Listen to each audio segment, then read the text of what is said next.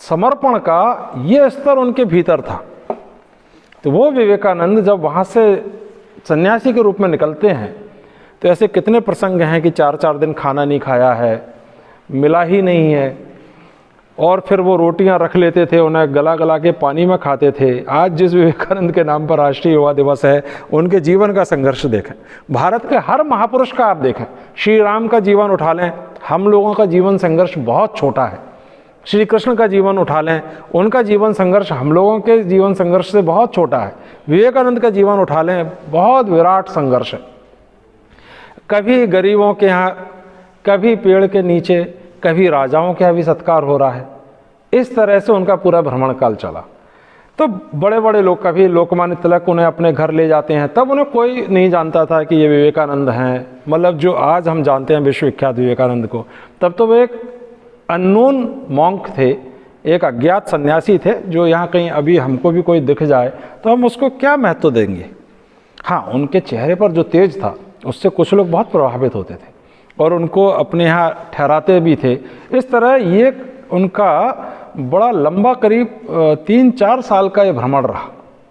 इसमें कुछ प्रसंग मैं लूँगा जिससे आपको समझ में आएगा कि कैसे व्यक्तित्व और क्या क्या चीज़ें होती गईं। जब वो खेतड़ी के राजा, उनके बाद जो शिष्य बन गए, उनके महल में उनको ठहराया गया। अभी वो युवा विवेकानंद ही हैं, अभी अमेरिका जाकर विश्व प्रसिद्ध विवेकानंद नहीं बने। तो वहाँ जैसे राजे रजवाड़ों का रहता है परंपरा कि किसी का स्वागत सत्कार करना है तो नृत्य इत्यादि का व्यवस्था होती है। तो राजस्थान में उन्होंने वहाँ की जो कोई अच्छी नृत्यांगना थी उनको बुलाया था। तो जब पता चला कि स्वामी जी को कि उनके सम्मान में एक नर्तकी आई हैं और वो नृत्य करेंगी, तो स्वामी जी को लगा कि नहीं, एक सन्यासी को एक स्त्री का नृत्य देखने के लिए तो नहीं बैठना चाहिए।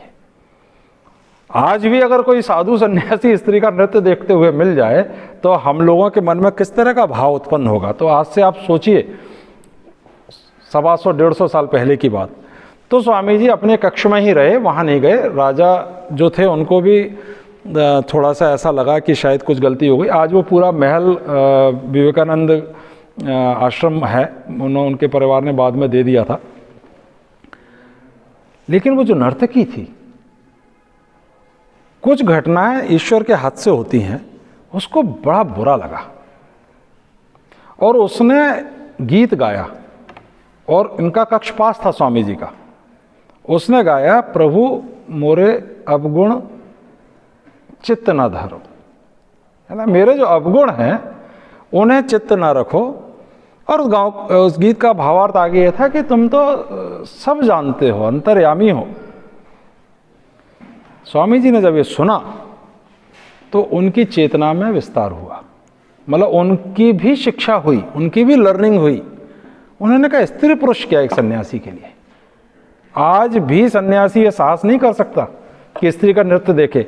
ही केम, स्वामी विवेकानंद बाहर निकल के आए, आके सबसे पहले उसके चरणों में सिर टेका, बोले माँ, और आंखों में आंसू। बहुत भावप्रवण थे स्वामी जी। मैंने वो जो उदाहरण दिया ना पी जाने का, वो पसका, वो भावप्रवण व्यक्ति ही कर सकता है जिसके अंदर बहुत भावना भरी हो।